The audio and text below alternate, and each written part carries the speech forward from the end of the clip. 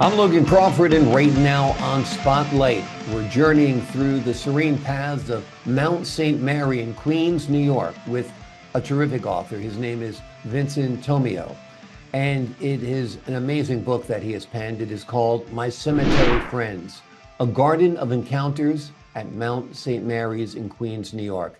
This book transcends the ordinary, transforming a walk through a cemetery into a profound exploration and echoes of the past. We're delighted to have this very talented author join us here once again on Spotlight. We thank our team at Bookside Press for helping us put him in the spotlight today. And we ask viewers like you to support writers like him by subscribing to our channel and by purchasing his wonderful book. The links are below this interview. Vincent, great to see you here today, my friend. Thank you. Same here. Describe for the folks at home just how large Mount St. Mary's Cemetery is. I think it's about 3.5 miles. Okay. Yes. It's amazing. It's just an amazing, it's like gravestone after gravestone. Some are quite elaborate. When did you start doing your walks in the cemetery there? During the pandemic, I didn't want to stay home and be cooped in. And I said, well, the cemetery in my neighborhood is a garden, and the dead aren't going to kill me. So I started walking there and took off my mask and discovered the trees, the different trees and the birds and the plants. And I said, they probably did some landscaping way back when. And the results were in full bloom one autumn. And from that point on, I've been walking since the pandemic almost every day. It's amazing what could be a place of like darkness and death. Once you get into it, sometimes they're beautiful. It's gardens of stone and green grass and trees and blue sky. I mean, in Queens, New York, we have building upon building upon building. It's great to get to a spot where there's some open space where you can breathe, right? Definitely. I live in Flushing, Queens, and it's so crowded. It's like a wave of people on the streets that bump into you, and you got to walk. You got to weave yourself through the massive squeeze through crowd. whatever spot you can Exactly, find, like a right? wave. And I said, I want to go for a walk, and I can't enjoy walking in my neighborhood because it's too crowded. So I decided to go to the cemetery because it's not far. So I would drive over there, park my car, and just walk. Yeah. And in fact, I made a couple of friends walking through the cemetery. Father Zanin became a friend of mine for over 35 years. In my book, I tell how I met him in My Cemetery Friends. He was burying someone, and there was nobody there. So I stopped and said a prayer, and he said to me, are you family? I said, no, I didn't even know the person, but nobody should be buried all alone. Yeah. So he said to me, what brings you here? I said, well, my mom's buried here, and I come here almost every day to walk. So he says to me, let me walk with you to your mother's grave and bless her. So I walked with him to my mom's grave in the rain. And on my mother's grave, he blessed her. And that was the beginning of a long friendship. Amazing. Amazing. Yes. It's like Humphrey Bogart said in Casablanca, this is the beginning of a beautiful friendship. That's right. If he's willing to take a walk with you in the rain to your mother's gravesite and to give her a blessing and you a blessing, it's quite a wonderful and inspiring thing. Tell us a little bit about your book. What will folks find between the covers of this wonderful book? Well, a cemetery can be a garden. And this garden is a refuge to find peace and solace in a very heavily populated urban area. I just find solace and peace walking through the cemetery. It's a garden to me, and I don't look at it as a cemetery. And if I wanted to, I could probably learn history because each gravestone tells a story. Yeah. And they are our ancestors. Yeah. They are our past. And there go I, but for the grace of God, I'm not ready to go yet. But uh, Yeah. this, But you're right. Everybody in there has a story. Everyone in there has a life that they've led, has loved ones they left behind, has a legacy of perhaps family members that precede them. So it is quite a adventure in a way, walking through a cemetery. When did you first say to yourself, "Hey, I'm going to write about this. I'm going to write about my walks through the cemetery"? well, as a writer, uh, um, I don't want to blow my own horn, but I have like 1,145 pieces of literature published. Wow. And my cemetery friends, one day I was walking through the cemetery and it was just a lovely day and the birds were chirping. It was just very nice. So I sat down and I said, let me write about this wonderful place. Hmm. Let people know, give it a place in history. Um, and so I did. I researched the history. I found out that it was established by a group of nuns in 1853 and blah, blah, blah. But Mhm. there was a lot of interesting things that I found out about the cemetery. And I was also inspired by the chaplain of the cemetery, Father Zanin. One, Mhm. because Father Zanin was not only a priest, he had served in World War II and the Korean War. So he served God and nation as a soldier. Mhm. And I found that very, very interesting. And I learned a lot from him. I learned that he loved Korean food, and he even spoke a little Korean. And a couple of times we went for Korean food. Um, Nice. he liked kimchi and bulgogi and all these different Korean dishes. So we became friends, and I knew him over 35 years. So Amazing. that was one friendship that I met or made walking through the cemetery, and that's why I call uh, St. Mary's, Yeah. my cemetery friends.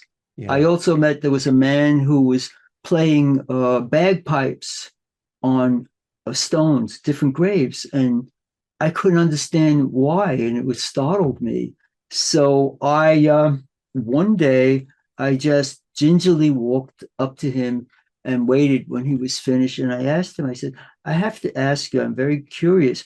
And he said, "Well, I'm honoring the veterans and firemen and policemen and people who died in service. Hmm.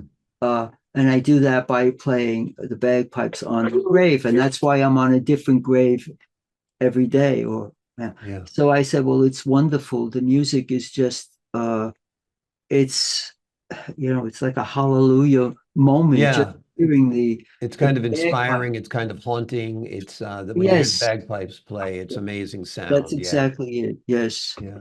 And so that was one encounter.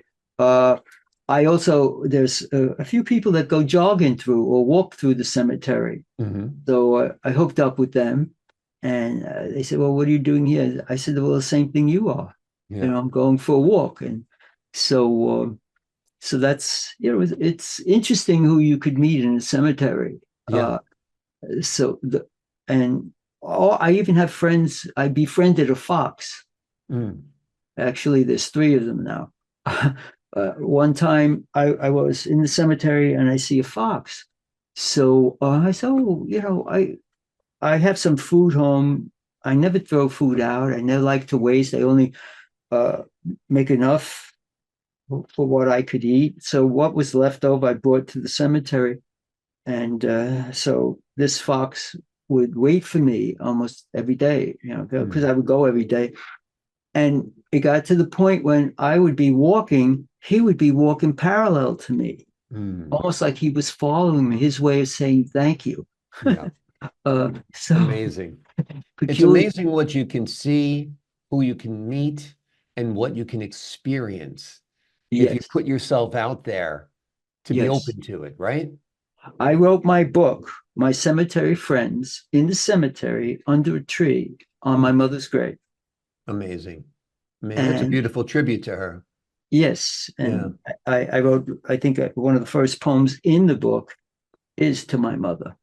Do you have the book handy? Do you want to Yeah, share that with I us? do. Hold on. It is an amazing book that Vincent has written. It's called My Cemetery Friends, A Garden of Encounters at Mount St. Mary, Queens. And like we've been discussing, it's just amazing that the people you can meet, the experiences you can have if you're open to it. And he's met everyone from a Roman Catholic priest who befriended him to a family of foxes that look forward to his journey through the gravestones every day. And he wrote this book, sitting under a tree by his mother's graveside. And it's quite a wonderful tribute to her. And he's going to read to us a poem that he wrote about her in that book. Yes, but before I do that, I would like to say this. I'd like to read the preface to my book. Sure. To all cemetery workers, your labor is an act of magnanimity because you honor the dead. In so doing, you pay homage to our ancestors and at the same time preserve history for future generations. Respectfully, Vincent J. Tomeo. Very nice. Those folks don't get a lot of recognitions, and they keep the cemeteries as beautiful as golf courses. So that's wonderful. That's right. That's exactly it. Yeah. Yes. Okay. This actually happened. Over the fence, Mama, every day for 5 years, I visited your grave. One Christmas day, it was late. I was late. The cemetery gates were locked. Climbed a bronze fence, left my tracks in the snow. And I really did that. Yeah, that's wonderful. And then I wrote a poem about, if I could read this one. Sure. Mama's slippers. Mama's slippers. Mama's fuzzy slippers were sinking like Salvador Dali's painting, The Persistence of Memory. Her time is wrapped, warped, hanging down, bent over, exhausted, seems to hug, clasp, embrace the back of her favorite chair. Mama's fuzzy slippers are light, smoothly worn, spongy, soft, squeezable, shaped like a little Native American boat, yellow, brown, interwoven wool. A playful wool ball crowned the instep of Mama's slippers. Mama's slippers could fit the feet of a ballerina in an interlude from an opera. Out of the blue, Mama would say, when I die, make sure my feet are warm. I would pretend not to listen. Mama died, realized, listened. I gave the funeral director Mama's slippers. I thought no more of it. Mama buried. Slippers returned. Whenever I hold Mama's slippers, my heart is filled with warm, sweet joy. I remember the smell of her perfume. Mm-hmm. Wonderful. It's beautiful. It's a beautiful tribute to your mother. Our mothers are so important to us. I miss my mother every day. It's wonderful that you take the time to go visit your mother's gravesite. And I love the image of you climbing that big brass gate and jumping into the snow and walking to see your mother because you were late on Christmas Day. It's wonderful. Wonderful work, Vincent. I could have been arrested, but the security guard saw me and he ignored it.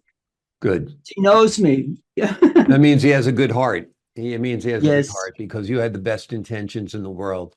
This Yes, is and I an guess he amazing knew book, that. folks. It is called My Cemetery Friends, A Garden of Encounters at Mount St. Mary in Queens, New York. It's a great book. It'll remind you of all of the experiences you can have, all of the people you can meet, all of the relationships you can forge, and all of the things you can do in the most unlikely of places if you were just open to it.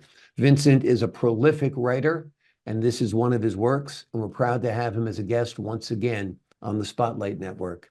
Vincent, thank you so much for joining us. Thank you, and thank our audience.